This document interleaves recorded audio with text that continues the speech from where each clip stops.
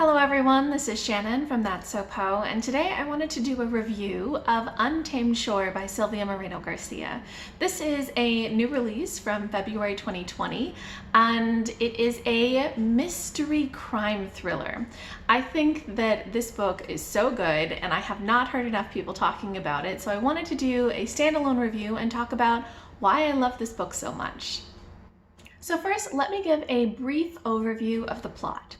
This story takes place in 1979 in Baja California in a very small fishing town where the locals fish for sharks and sell the shark skin and flesh and oil.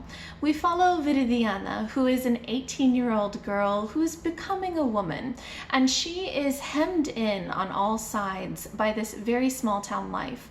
She is somebody who loves languages and learning and yearns for the bigger dreams, for going outside of her small town, for exploring the world and having adventures. But she is facing a lot of these societal expectations that she settle down, get married, start having kids, take over her mother's shop, these sorts of things. And into this town come some foreigners on vacation, and they come and rent a house and ask Viridiana to be a personal assistant to take notes for the author who is writing a story. And these foreigners are so glamorous, but perhaps not quite what they seem. One of them ends up dying, and this makes things take an interesting turn where we follow Viridiana as she is forced to make some very difficult decisions and is surrounded by people that she can't necessarily trust. There's so much truth mixed in with lies, and it's all a very complicated situation. So in addition to the plot just being an interesting crime thriller, I think there are so many things that made this book stand out for me. One of them is the atmosphere. I love atmospheric stories, and this book had so much atmosphere. It had this foreboding sense constantly of, even if something wasn't wrong immediately, you knew something was going to happen. It was this calm before the storm. There's also this sense of the mystical and the eerie. There's something going on and you don't know what it is. And that feeling of suspense was woven in very, very nicely. I loved the atmosphere. I also just loved the feel of this small, sleepy fishing town in the late 70s. I loved the feel of the decadence and luxuriousness of the lifestyle that these foreigners who come to town lead. I love also the way that we get into Viridiana's head. There's this atmosphere of romantic idealism. She's completely obsessed with these classic movies with all of these famous, beautiful actors. And there's just so much about this book that is atmospheric, that draws you completely into the feel of the story, and I loved that. Another aspect that I loved about this story was the mysticism. And this is something where, even though there's no magic in this book, it is not a supernatural book, there are constant references and constant discussions of omens and of forebodings and of the importance of symbols and dreams. There's so much in here that relates to the traditional beliefs of that location. A lot of things of, oh, if you see this, it means that. These sorts of mystical beliefs. There's also a lot of referencing of Catholicism and of saints, and there's so much in here that is a mixture of these traditional superstitions and of the kind of Catholic beliefs. And I think that that represents a lot of just the belief system in general of Baja California at that time, and a lot of just what goes on in Mexico in general, this mixture of the traditional and the Catholic. So I loved seeing how that was interspersed into the story and how much of the feel and the atmosphere was related to these mysticisms. Another aspect to the story that I really loved was the symbolism. This book feels very literary in its treatment of symbols. There are so many different symbols in this book related to the desert and to cactuses and to animals, and there's so much in here to unpack.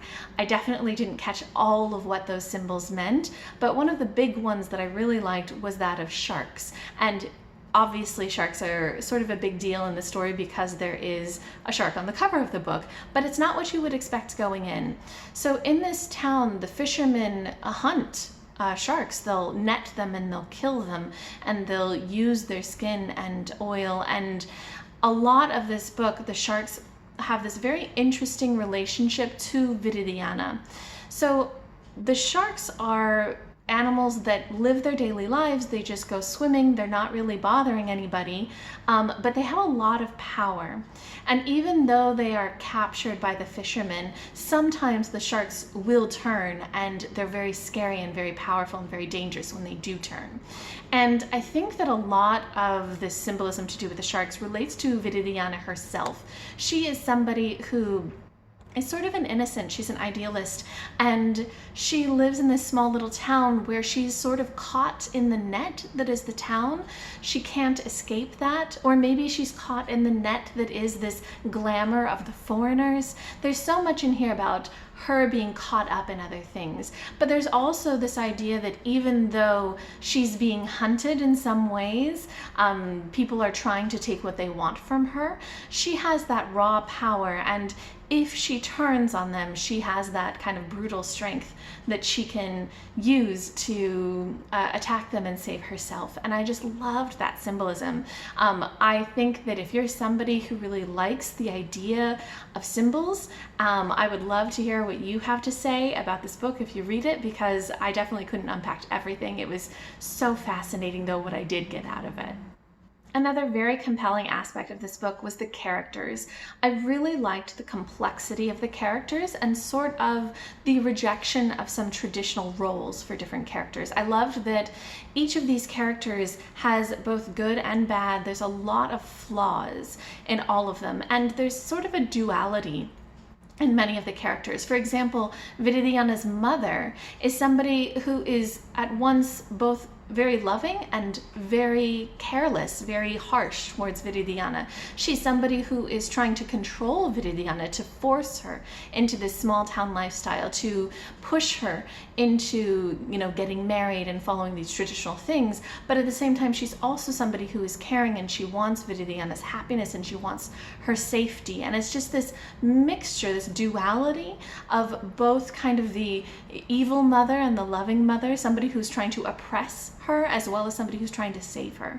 And I loved that complexity. Viridiana herself is a very complex character. She is an idealist, she's a romantic, she's somebody who has all of this kind of purity, but she's also somebody who throughout the course of the novel develops a much more complex character. She's somebody who makes a lot of very questionable decisions, even knowing that what she is doing is maybe problematic, but she has what she wants. And she makes all of these decisions both based on this idealism and on this practicality, this willingness to do the dirty work to get what she wants. And it's such a complex and interesting way to see her character. And I love that she doesn't fall into just one little box, but is allowed to have that flawed character and that complexity that makes her such a fascinating person to watch grow throughout the arc of the story. And lastly, one of the things that really worked for me is how feminist I felt this story was. Like I just mentioned about Viridiana not being trapped into just a single role, I think that in a lot of ways this book challenges many of the expectations of women. And not just challenges the expectations of women, but challenges the kind of dichotomy of you must be either a saint or a sinner, and really allows much more nuance and much more variety in its characters. It also challenges a lot of roles of sexuality. I think that especially when it comes to women's sexuality, there's a lot of strictures that are placed upon that, and I think that this book really explores Viridiana's sexuality in an interesting way and allows her a lot of power over that. In many ways, Viridiana is both somebody who is a victim and somebody who is a predator. And I think that that complexity and that allowing of a woman to have both the ability to be hurt by others as well as to hurt others, and just this complexity of it is fascinating, and I just felt it was very feminist in its approach, so I loved it. So overall, I really thoroughly loved this book. I would highly recommend it if anything that I mentioned here appeals to you. If you like feminist stories, if you like atmospheric stories, if you like thrillers, if you like even historical settings, I think that this book has a lot to offer, and it's just so engrossing. I really would love more people to read this and talk about it. If you have read this, please let me know down below what you thought, or if you're now interested in reading it, let me know kind of what about it sounds appealing to you. I'd just love to hear any comments you have down below.